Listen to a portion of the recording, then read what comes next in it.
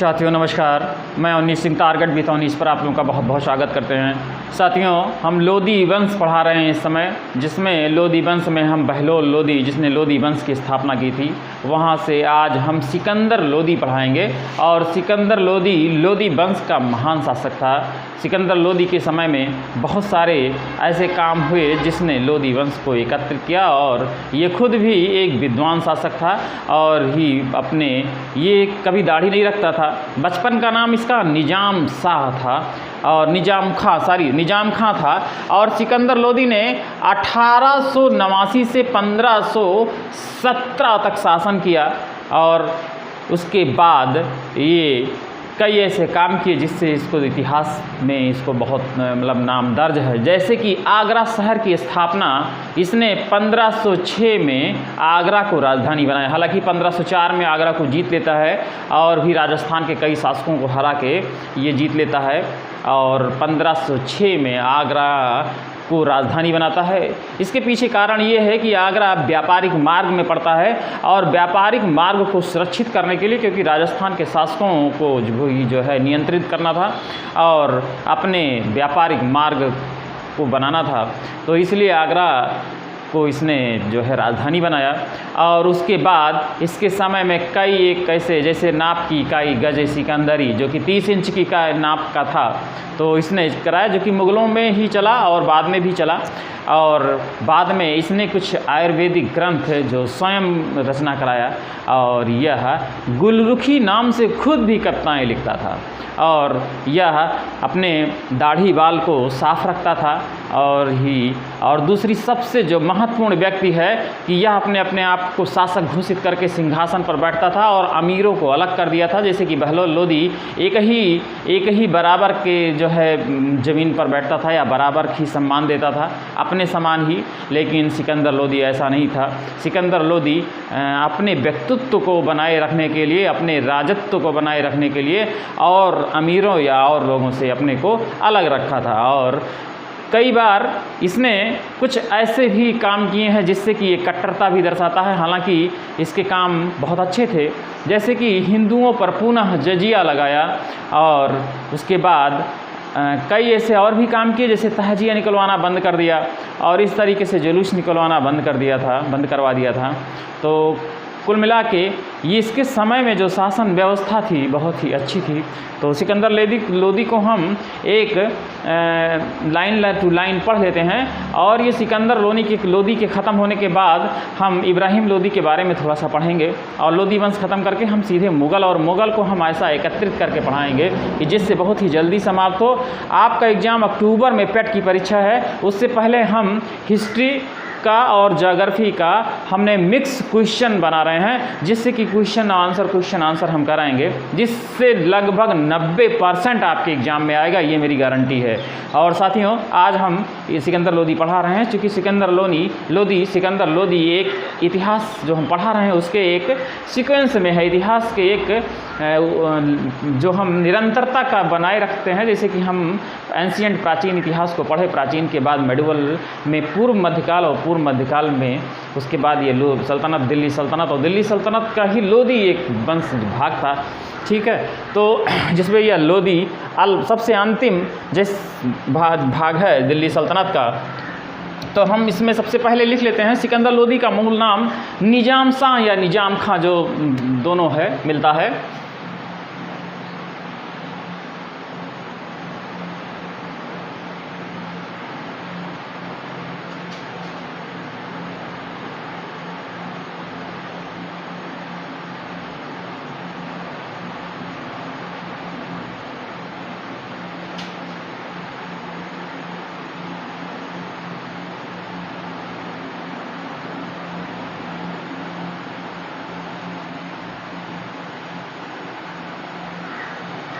कई किताबों में हमने निजाम खां भी देखा है, तो निजाम शाह या निजाम खां था।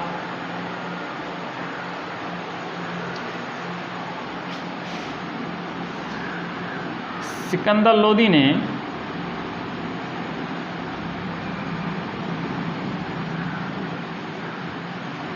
1504 ईस्वी में 1504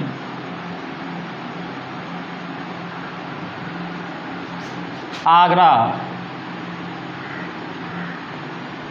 को दिल्ली सल्तनत में मिलाने के बाद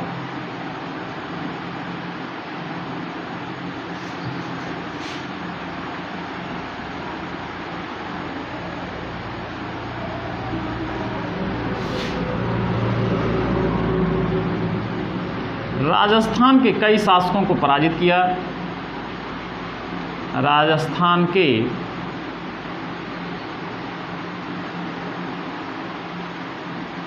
कई शासकों को पराजित किया।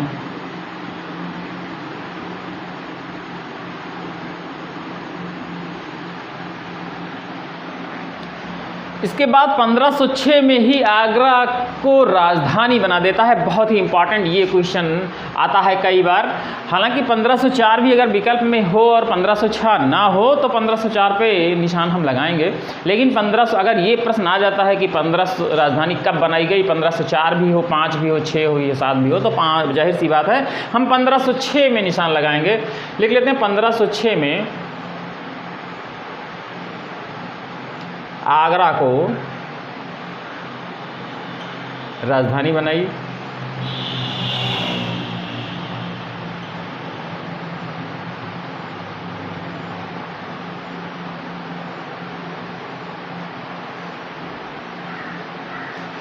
और इसने एक किले का निर्माण कराया था जिस किले का नाम बादलगढ़ था। यहाँ पे लिख दे रहे हैं सिकंदर लोदी ने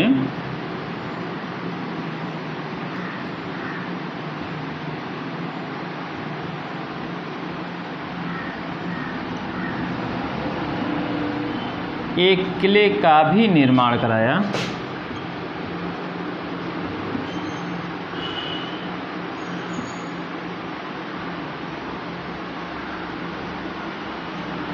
जिसका नाम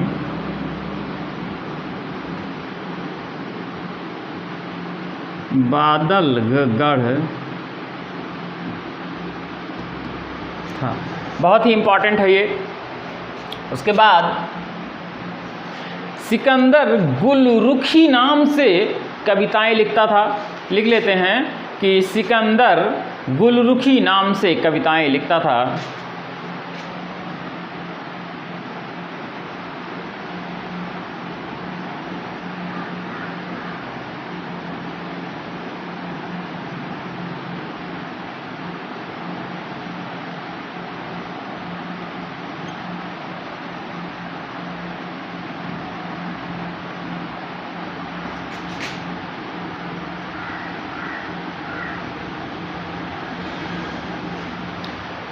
और उसके समय में गान विद्या एक श्रेष्ठ ग्रंथ लज्जते सिकंदरी, बहुत इंपॉर्टेंट है गान विद्या का जो है उसके समय में, यानी सिकंदर के समय में या उसके समय में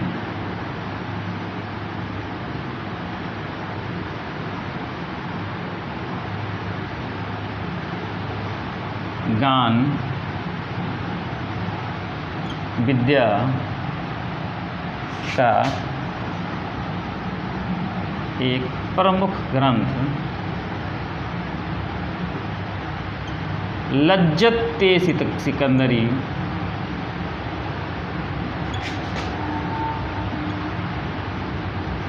लज्जत ये सिकंदरी की रचना की गई।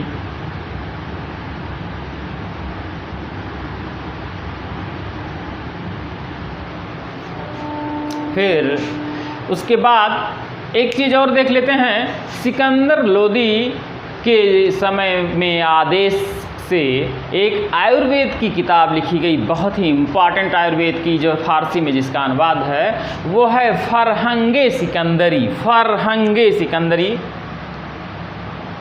सिकंदर लोदी के समय में, सिकंदर लोदी के समय में या स्वयं आदेश से एक आयुर्वेदिक ग्रंथ का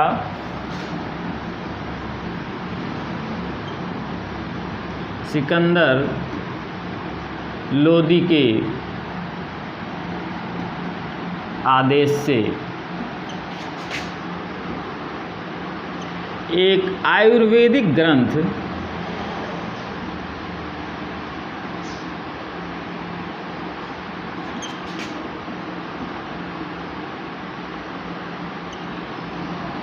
फरहंगे सिकंदरी का फारसी में अनुवाद हुआ। फरहंगे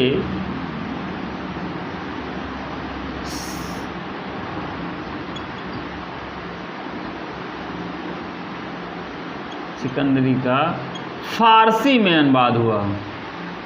फारसी में अनुवाद, फारसी में अनुवाद हुआ। उसके बाद हम कुछ चीज़ें और देख लेते हैं, जैसे कि इसके समय में हिंदुओं पर पुनः जजिया लगाया गया, ये भी हम लिख लेते हैं। सिकंदर लोदी ने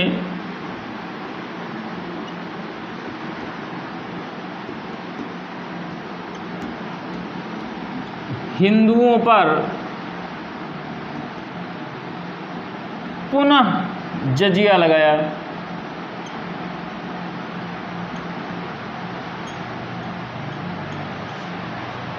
और नाप की इकाई हम लिख लेते हैं कि नाप के लिए गजे सिकंदरी सिकंदर लोदी के समय में प्रारंभ हुआ।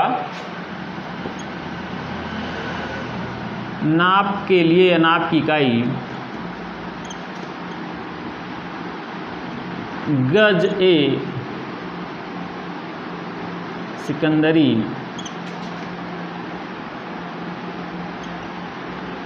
सिकंदर लोदी के समय से प्रारंभ हुआ।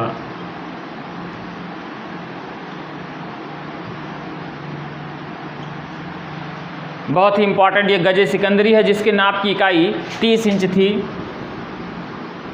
जिसके माप की इकाई 30 इंच था।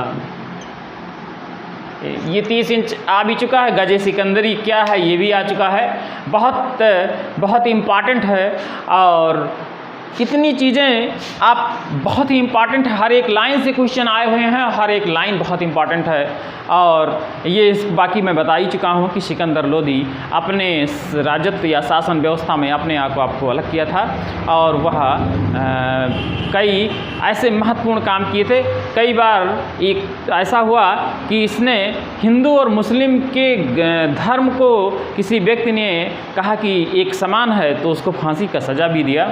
और एक चीज़ और ये बहुत महत्वपूर्ण है, सिकंदर लोदी की माँ एक सुनार थी, मतलब यह एक सुनार का पुत्र था, जो कि हिंदू थी, माता थी, इनकी माता हिंदू थी। कई बार इतिहास में देखा गया जिनकी माता हिंदू थी उसने कुछ कट्टरता दिखाई। हालांकि कुल मिला के सिकंदर लोदी का शासन व्यवस्था बहुत ही अच्छा था।